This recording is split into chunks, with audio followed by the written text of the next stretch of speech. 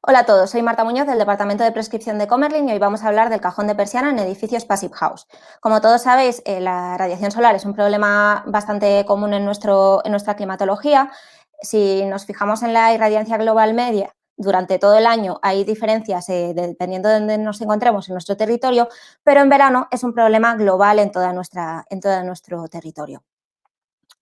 En un edificio Passive House, ¿qué pasa? Bueno, pues un edificio Passive House, como bien sabemos, se caracteriza por su hermeticidad y por su alto aislamiento térmico. Si además le añadimos una alta radiación solar, lo que tenemos es un riesgo alto de sobrecalentamiento.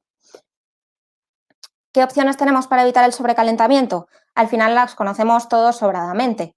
Por un lado, el diseño bioclimático y por otro lado, elementos de sombreamiento, que serían elementos activos. En este caso nos vamos a centrar en el cajón de persiana de registro interior. ¿Qué prestaciones tenemos que exigir a un cajón de persiana en un edificio Passive House? Bueno, pues de los 5 principios, los 5 pilares de un edificio Passive House, el cajón directa o indirectamente va a tratar y va a interferir en todos ellos. En el caso principal de la hermeticidad, lo primero que tenemos que tener en cuenta es que no todos los cajones de persiana son iguales. Una buena ventana con un mal cajón de persiana es una mala ventana. ¿Qué criterios tenemos que exigir?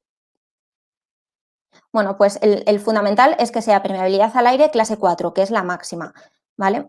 Entonces, ¿cómo se consigue esto? Por un lado, desarrollando muy bien el producto para que el clipado de las blendas de las 4 tapas del cajón sea muy hermético y evitemos infiltraciones en esas uniones. También en las tapas laterales, nosotros en nuestro caso tenemos 12 puntos de fijación, entonces hacemos un anillo perimetral. Y otro punto menos tenido en cuenta es, nosotros en nuestro caso, en el paso de la lama, lo que tenemos es una junta de PDM, entonces el espacio entre lama y cajón es muy pequeño y recirculamos con menos frecuencia el aire en el interior del cajón. En el caso del aislamiento térmico, bueno, al final el cajón es un elemento que nos va a interrumpir esa línea del aislamiento, entonces tenemos que buscar un cajón que esté aislado en su cara interna.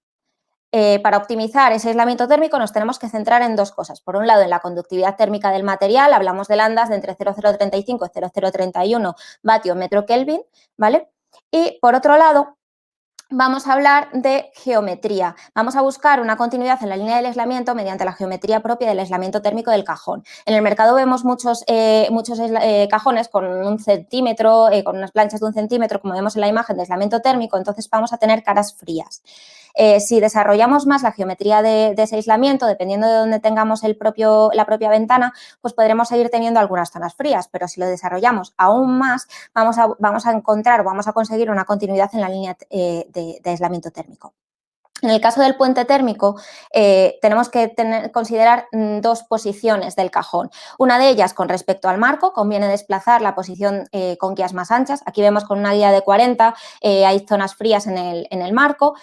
Con una guía de 85 lo desplazamos más y conseguimos mejorar esa temperatura superficial interior. Y con una guía de 115 vemos que mejora bastante y nos va a minimizar ese puente térmico. La otra posición que tenemos que tener en cuenta es la del propio cajón con la línea de aislamiento del muro. Tenemos que buscar que sea lo más continuo posible. Aquí tenemos una fachada de SATE, termoarcilla y trasdosado. Si la tenemos a haces interiores, pues tenemos un puente térmico un poquito alto.